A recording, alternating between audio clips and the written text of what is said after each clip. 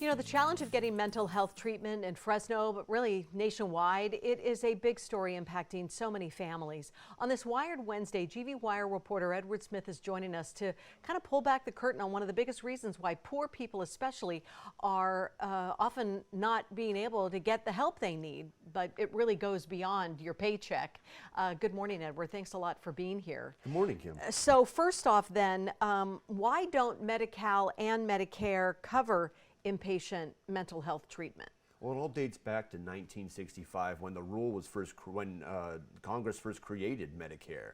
Okay. And at that time, they decided to write institutional care out of Medicare so that Medicaid would not cover, payments to institutions for mental health. And that largely came from perceptions, and they are also afraid that the large mental health institutions would gobble up all the new insurance money. So you say 1965, I mean, it brings me back to peace, love, 65, 70s. So was it really pop culture that had the lawmakers thinking that this was a side of society we didn't want our money going to? Or some of it did have to do with that. Ken Kesey's One Flew Over the Cuckoo's Nest, a very popular book, had just come out. Another book called The Myth of Mental Illness had come out, which questioned mental illness altogether and said that, it's just something we have to deal with.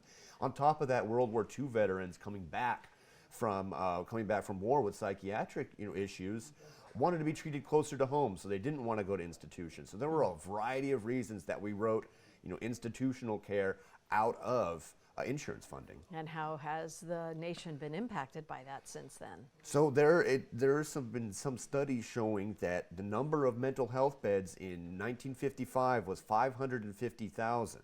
Now a more recent count in 2014 shows it's just over 100,000, actually 110,000. So you can see that the number of those beds has it's been slashed dramatically. So, but is perception and understanding now about mental health changing to maybe make accommodations and more access? Yeah, absolutely. Governor Newsom passed, voters approved of Proposition 1, which authorized $6 billion for new facilities. They're saying, psychiatrists and psychologists, they're saying that this needs to be a part of the toolbox for some people who need inpatient care because it can be so important to get that round-the-clock treatment with people who are experts.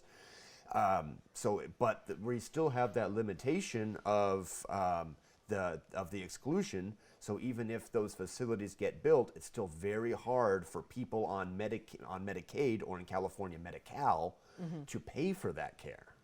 And what about the CARE Act? So CARE Act is going to be rolling out later this year in Fresno County, actually in the rest of California. And that's the act, you may remember it, that says that courts can mandate mental health treatment for people, which can include going to a locked facility. So a family or a loved one or even a first responder can send a person to court to where a judge can determine if they need mental health treatment. And so that will still be required to be paid. Paying for that care is not cheap. Right. So it'll either have to come out of a county budget or a person's private insurance. And in the case of county budgets, Medicare, Medicaid, and Medi-Cal are going to have a hard time paying for that, and they kind of have to run a lot of loops to get that done. Wow. I hate leaving it right there, but that's all the time we have, sadly. So thank you very much, Edward. Thank you, Kim. Really appreciate you reporting on this. Great day. We'll be right back.